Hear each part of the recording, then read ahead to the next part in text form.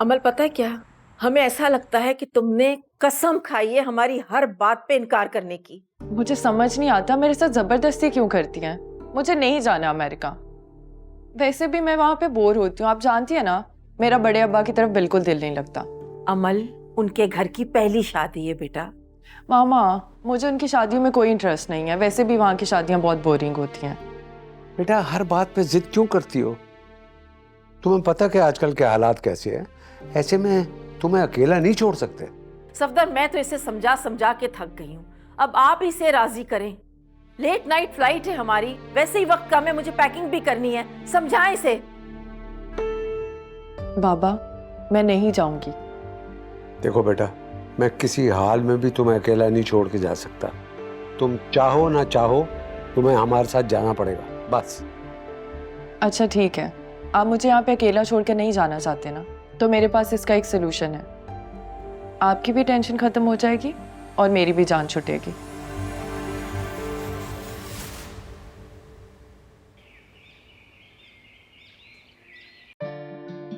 बीबी जी, साहब ने नाश्ता कर लिया है, वो आपका पूछ रहे हैं। ठीक है।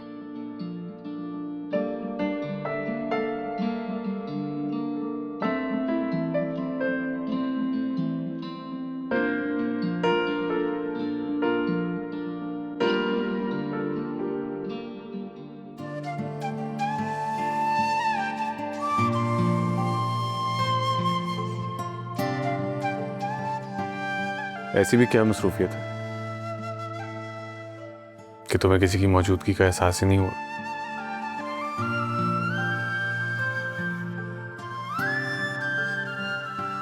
बस मैं रिसर्च करी थी कि हल्का 103 में क्या बड़े बड़े मसाइल हैं। पिछले 20 सालों में वहाँ के सरकारी हॉस्पिटल्स में ना तो जदीद आलात हैं और ना ही मरीजों के लिए आरामदा बिस्तर्स, और जो इक्विपमेंट वहाँ पे मौजूद है वो काबिल रहम है।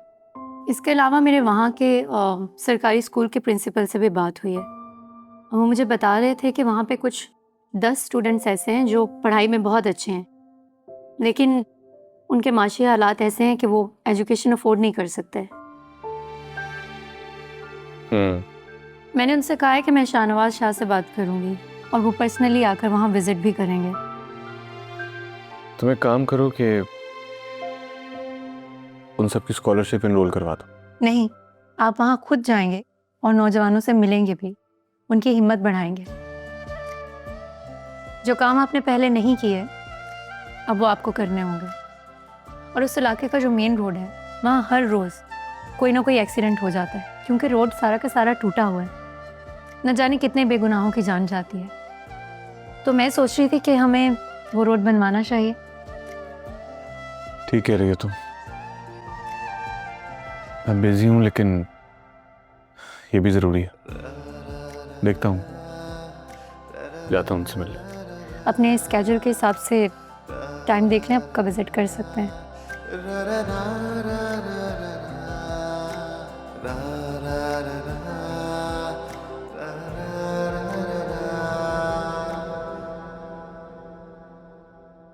नाश्ता लगवाऊं तुम्हारे लिए? नहीं भी जान, शुक्रिया। मैं बस ऑफिस जा रहा था तो आपसे एक जरूरी बात करनी थी, सोचा बात करता हुआ जाऊं। हाँ कहो, खैरियत है ना? घर में सब ठीक है? जी बीजन, आपने मुझसे वादा किया था कि राफे और रूज को लेने आएगा। तुम्हें परवीन ने बताया नहीं कि वो गया था रूज को लेने? मगर जी पता है मुझे, सारी बात पता है मुझे। अपनी बीवी और बेटी को शायद मुझसे ज्यादा कोई नहीं जानता होगा। परवीन का भी अच्छी तरह अंदाजा तो होगा आपको, और वैसे भी बेटियां तो माओ की परछाई होती हैं। फिरोज, तुमने एक अच्छे शौहर, एक अच्छे बाप का किरदार बखूबी निभाया है। तुम यकीन जानो, मैं इन दोनों के रिश्ते को बचाने के लिए जो कुछ कर सकती थी वो मैंने किया, क्योंकि रूज भी मेरी अपनी बेटियों की तरह है, और तुमसे बेहतर ये बात कोई और नहीं जान सकता। सबसे पहले तो मैं अपनी बेटी की तरफ से आपसे माफी मांगता हूँ। शायद मैं इसके अलावा इस वक्त और कुछ कह नहीं पाऊंगा। फिरोज से क्या कर रहे हो?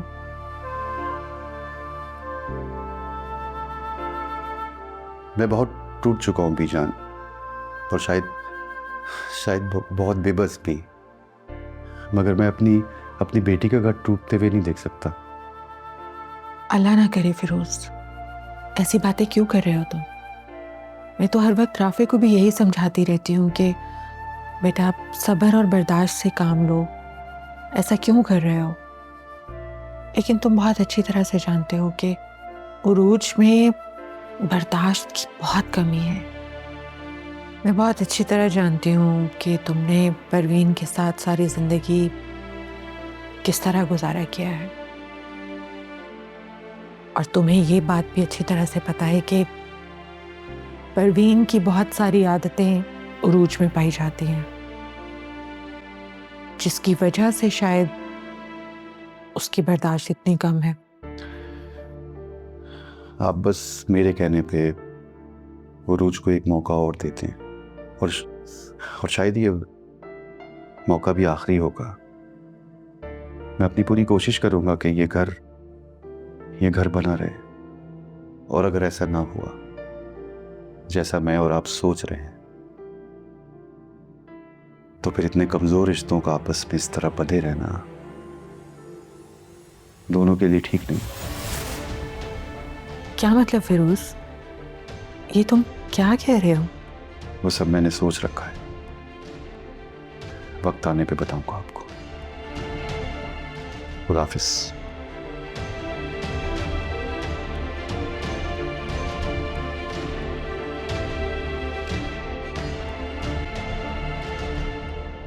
कैसी हो अमल? मैंने सोचा कि मामू मानी तो घर पे है नहीं, तो तुमसे पूछ लूँ, अगर तुम्हें कोई काम हो तो तुम मुझे बता सकती हो।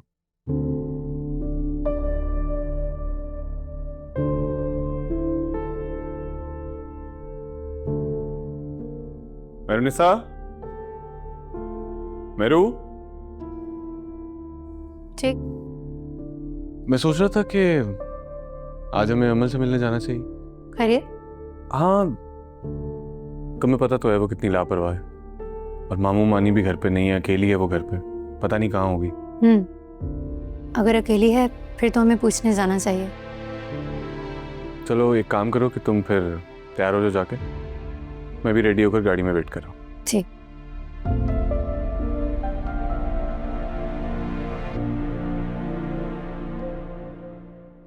तुम अभी और इसी वक्त उरूज को वापस इस घर में लेकर आओगे। अगर तुम उसे नहीं ला रहे हो तो फिर तुम भी अकेले रहो, मैं जा रही हूं सादिया के घर। जब तक उरूज वापस नहीं आ जाती मैं भी वहीं रहूंगी। मामा आप भी मामू की बातों में आ गई। आपको तो पता है ये खूनी रिश्ते खत्म नहीं होते। राफे, मैंने जिंदगी में कभी फिरोज को इतना अपसेट नहीं देखा जितना वो यहां से गया है। मैं बहुत ज्यादा फिक्रमंद हूं उसके लिए। आप टेंशन ना लें, मामू कुछ दिनों में ठीक हो जाएंगे मामा। ठीक है राफे, अगर तुम उरूज को लेने के लिए नहीं जाओगे तो तुम आज के बाद मुझे भी इस घर में नहीं पाओगे। अच्छा ठीक है, मैं फिर वही कर लेता हूँ जो हमेशा करते आया हूँ, क्योंकि आप तो ये चाहती है ना कि मैं आपकी बात सुनूं। तो फिर जाओ, आज ही उसे वापस इस घर में लेकर आओ।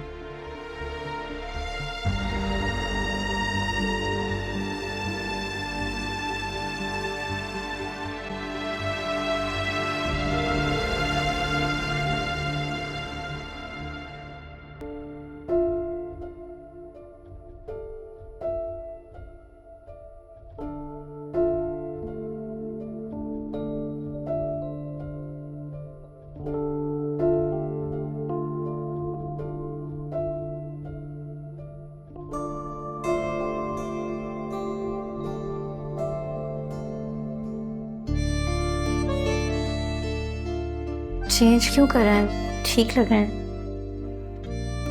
नहीं, वो इसका बटन नहीं है। मैं लगा देती हूँ।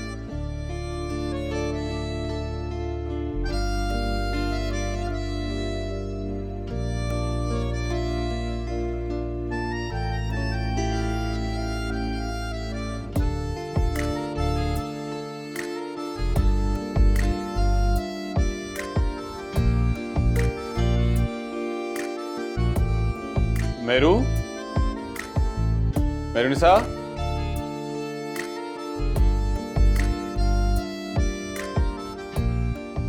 अनैरू देखो ये क्या हुआ? मेरी शर्ट का बटन टूटा हुआ है, तुम प्लीज मेट को कह दो कि ये दोबारा लगा दे। शर्ट तो मैंने खुद प्रेस करवाई थी, बटन टूटा हुआ तो नहीं था। तुमने खुद करवाई थी? नहीं, मैं लगा देती हूँ।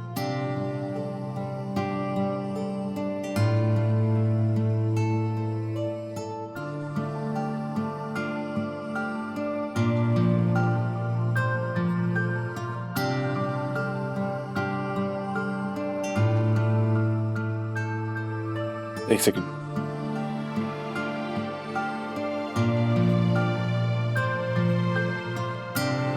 हटो।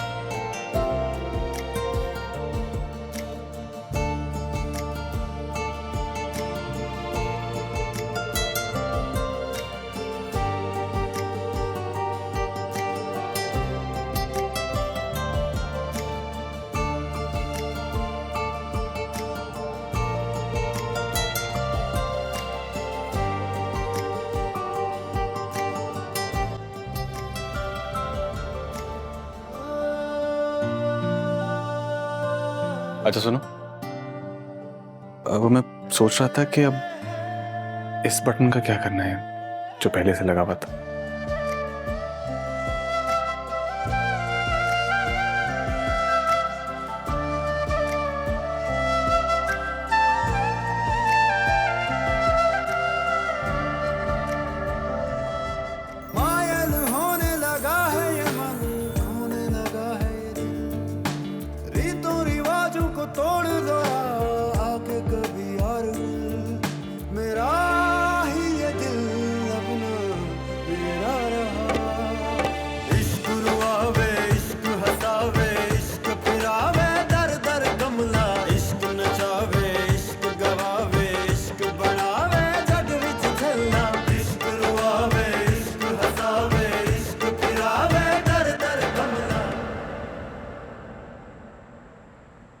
देखो बेटा, मैं समझ सकता हूं कि तुम किस सिचुएशन से गुजर रहे हो।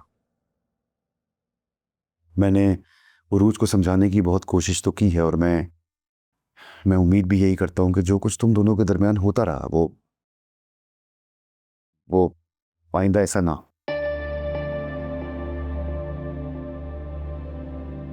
मैं बस उरूज को समझा रही थी। आपने राफे से बात कर लिया ना? मैं गाड़ी में वेट कर रहा हूँ।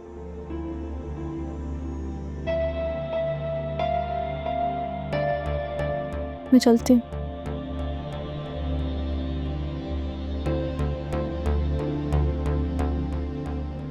सुनो, अब घर बसाने की कोशिश करना, और मुझे उम्मीद है जो कुछ मैंने तुमसे कहा है तुम उस पर अमल करने की पूरी कोशिश करोगे। और हाँ, एक बात और, कोशिश ये करना कि मुझे तुम्हारी तरफ से दोबारा कोई शिकायत ना मिले, क्योंकि फिर शायद मेरे बस में भी कुछ ना हो। जाओ, शाबाश। जाओ। जी, खुदा हाफिज। खुदा हाफिज।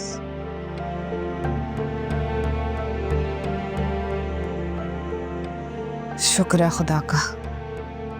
शुक्र है ये मामला तो हल हुआ। और ये भी शुक्र है कि भाभी अपने कमरे से बाहर नहीं आई, वरना राफे उनको देख के मजीद अकड़ जा।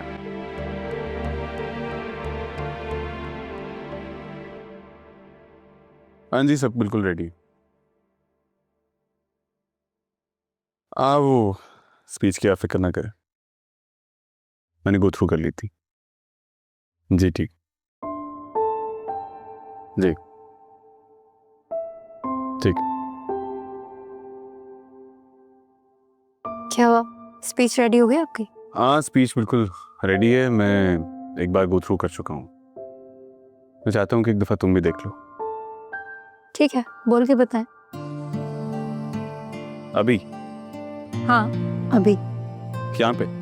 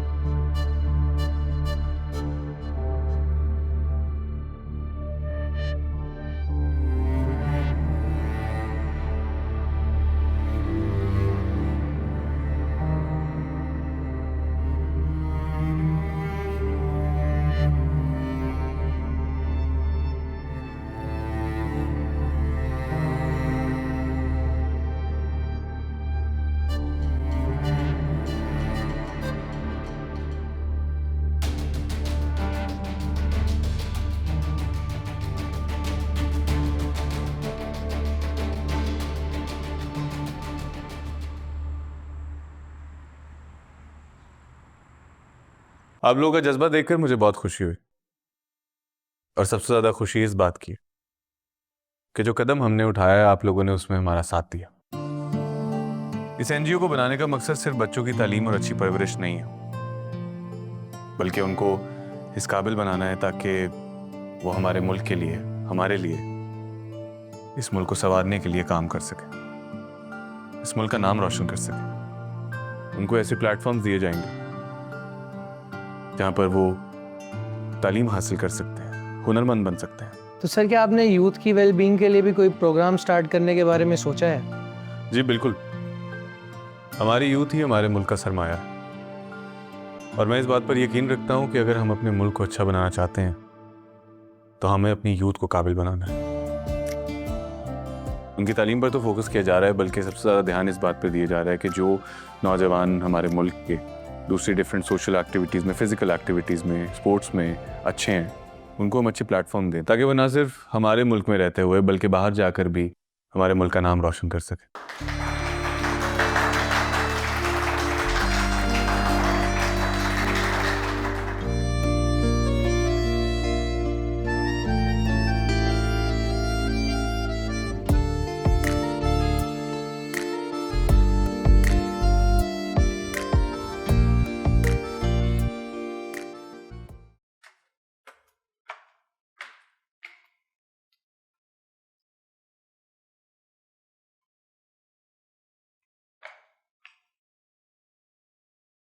अस्सलाम वालेकुम। कैसी हो मेरा निस्सा?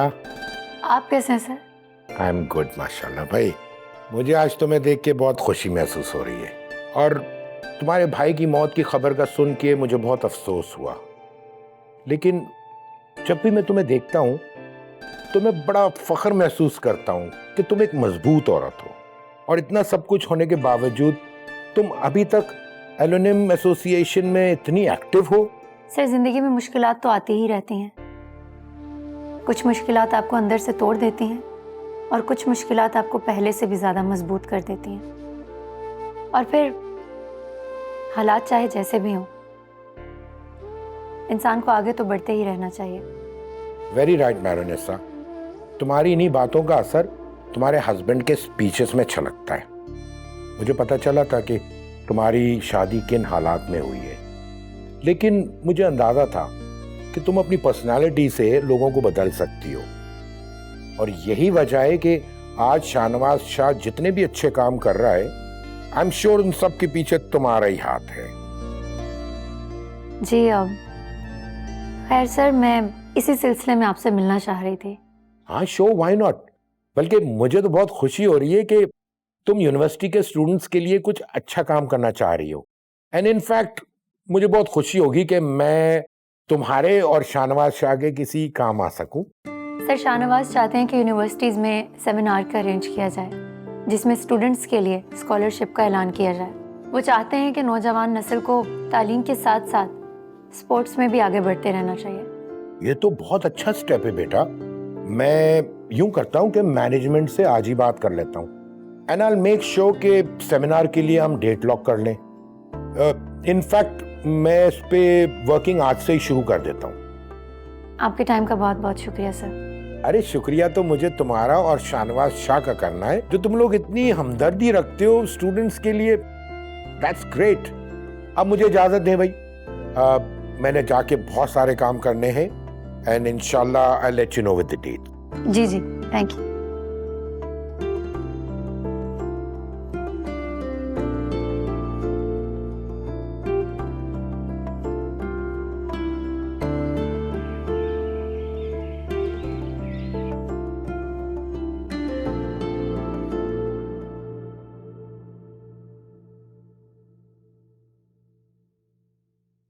Mehrunnisa, ji, thank you. किस लिए?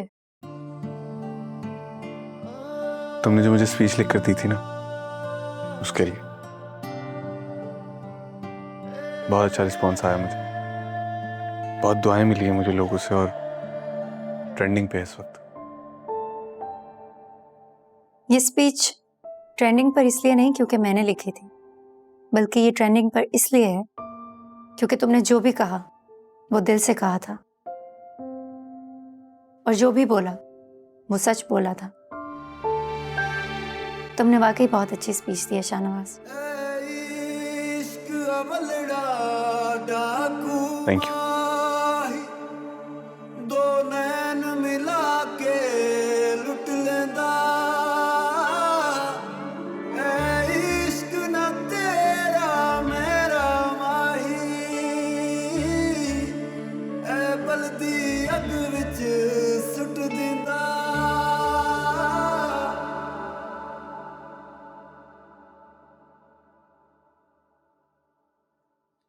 हाजरा, हाजरा, पता नहीं एक तो ये सब के सब कहाँ चले जाते हैं। हाजरा,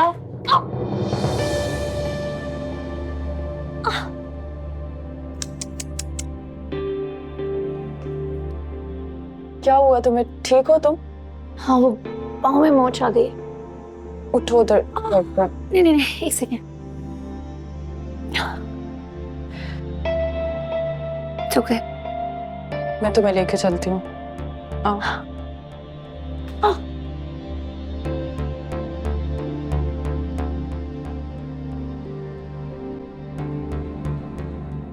मोच तो बिल्कुल मामूली सी है, मैंने मेडिसिन लिख दी है, तो शाम तक आप इंशाल्लाह चलने फिरने लग जाएंगी। जी, मुझे तो पता भी नहीं लग रहा कि मुझे चोट लगी हुई है। मतलब पेन बहुत ही कम है। पता नहीं शाहनवाज ने आपको क्यों तकलीफ दी है। इट्स ओके, अपना ख्याल रखिएगा। Thank you.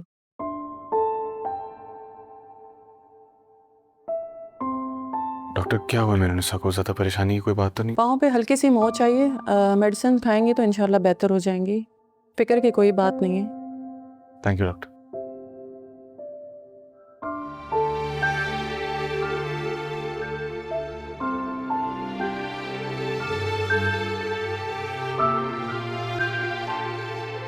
मेहरुनिसा, क्या करती है तुम? अपना ख्याल नहीं रख सकती? I am okay. क्या हुआ है? बस। अच्छा, कुछ खाया तुमने? नहीं खाया होगा तुमने। रुको।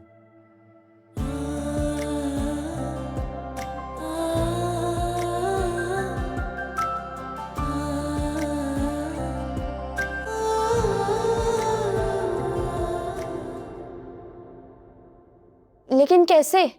मेरी बात करना उनसे, सब्र करो। अभी कॉल करने की जरूरत नहीं है, उसे आराम करने दो। अरे भाई भाभी, सीधी सी बात है, बेटियों का घर है, आप सदका दिया करें खुले हाथ से ताकि बलाएं टल जाएं। मैंने सुना है अंडे का सदका सबसे अच्छा होता है, पर महंगे भी हुए हैं बहुत। हाँ, सदका तो देती रहती हूँ, बस जो खुदा को मंजूर। मुस्कान बेटा, जाओ अंदर से मेरा पर्स ले आओ, मैं सदका निकाल दूं और फिर 2 रकात नफिल अदा करूंगी। अल्लाह ताला मेरी बच्ची की हिफाजत करे। जाओ ना, सुन नहीं रही? जी अम्मी।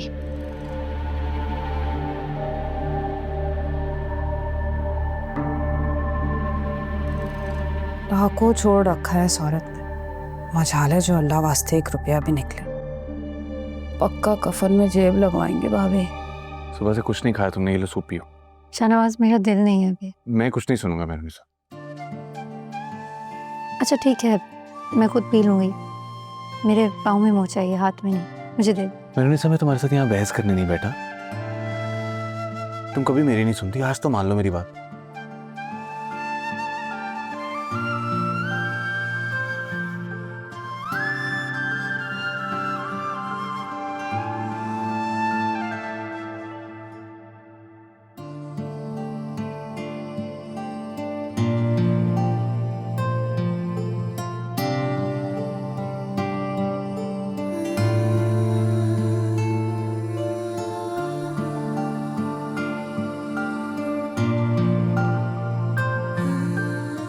साहब जी, अमल बीबी बुला रही हैं। उनसे क्या वेट करें, मैं आता हूं। क्या सिर्फ तुम्हारा फर्ज है मेरा ख्याल रखना? मैं तुम्हारा ख्याल नहीं रख सकता? पर मुझे हुआ क्या है, एक मामूली सी मोच ही तो है, मैं बिल्कुल ठीक हूँ। और शाहनवाज, इतना ज़्यादा ओवर रिएक्ट करने की कोई ज़रूरत नहीं है, आई एम फाइन। और देखो, ये मैं अपने फायदे के लिए कर रहा हूँ, जस्ट बाय द वे।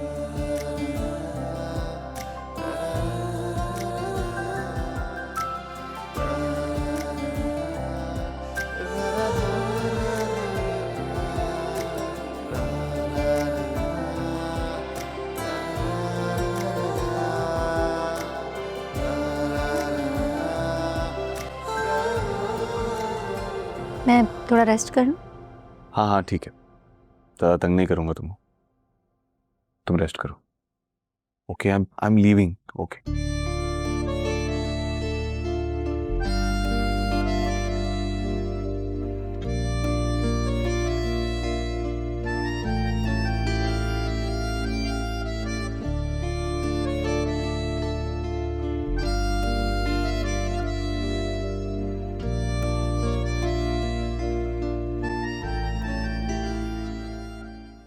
अम्मी, बीजान का रवैया मेरे साथ आजकल बिल्कुल भी अच्छा नहीं है। क्या हो गया उरूज तुम्हें? थोड़ा तो सब्र किया करो। खुदा का वास्ता है, इन फजूल बातों को लेके अपने मियाँ से लड़ाई मत कर लेना। और मैं तुम्हें कितनी बार बता चुकी हूँ कि अपने बारे में सोचो, इन सारी फजूल बातों को दफा करो। अपनी और राफे की नई जिंदगी शुरू करो, फैमिली बनाओ बेटा।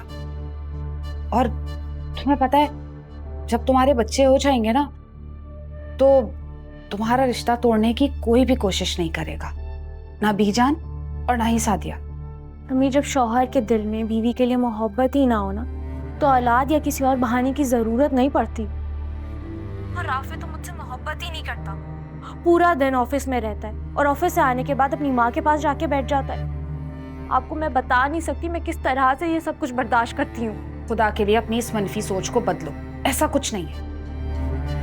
इसीलिए तुम्हें दिन रात समझा रही हूँ कि अपनी फैमिली शुरू करो। और यकीन करो, जब तुम्हारे बच्चे हो जाएंगे ना, तो राफे सारा दिन उन्हीं में मगन रहेगा। फिर उसे टाइम ही नहीं मिलेगा कि जाके अपनी माँ के पांव दबाए और उसके पल्लू में छुप के बैठे। समझती नहीं हो बात को। और खुदा के लिए राफे को भी इस बात पे आमादा करो, उसे समझाने की कोशिश करो। जब तक मियाँ बीवी में अंडरस्टैंडिंग नहीं होती, रिश्ते मजबूत नहीं होते। और तुम्हारे रिश्ते को मजबूत करने का सिर्फ एक ही रास्ता है कि तुम्हारी औलाद हो जाए। आगे तो तुम्हें कोई और समझा नहीं सकता कुछ। ठीक है अम्मी, मैं सोचती हूँ इस बारे में। खुदाफिज।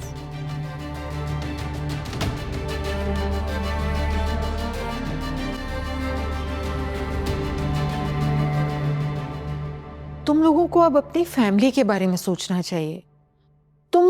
उरूज से बात करो और अब जिंदगी में आगे बढ़ो बेटा। एक बात बताएं मामा, आपने कभी अरूज को गौर से देखा? कभी भी वो आपको नॉर्मल लगी है? क्योंकि मुझे तो आज तक नहीं लगी। उससे सवाल कुछ पूछो, जवाब कुछ देती है। और आप चाहती हैं कि मैं एक ऐसे इंसान के साथ अपनी सारी जिंदगी कैद कर लूं जिसके साथ मेरी कभी अंडरस्टैंडिंग हुई नहीं है। ऊपर से आप बच्चे की बात कर रही हैं। आप ये बात अच्छे से जानती हैं कि वो एक ऐसी लड़की है जो बात बात पर लड़ाई के बहाने ढूंढती है। फिर क्या बदलाव आएगा हमारी जिंदगी में जब तक वो खुद को नहीं बदलेगी? कैसे ठीक हो सकती है हमारी जिंदगी? तुम मेरी बात नहीं समझ रहे हो राफे। ये आखिरी कोशिश करके देख लो, हो सकता है कि तुम दोनों का रिश्ता बच जाए। प्लीज।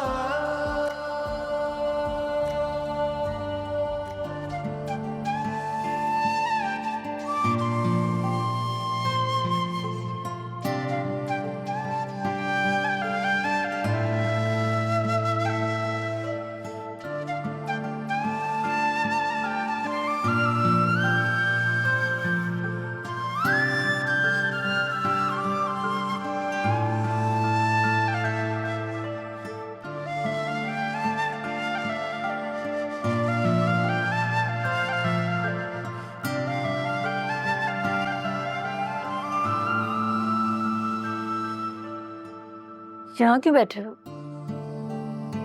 चाय।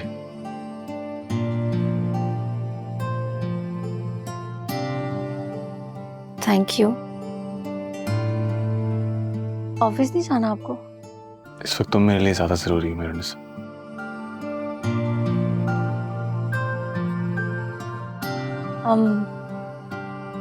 थैंक यू, लेकिन मैं ठीक हूँ। तुम ऑफिस के लिए रेडी हो सकते हो। काम भी हो जाएगा।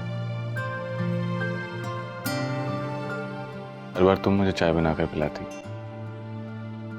तो आज मैंने सोचा तुम मेरे हाथ की चाय पी ली।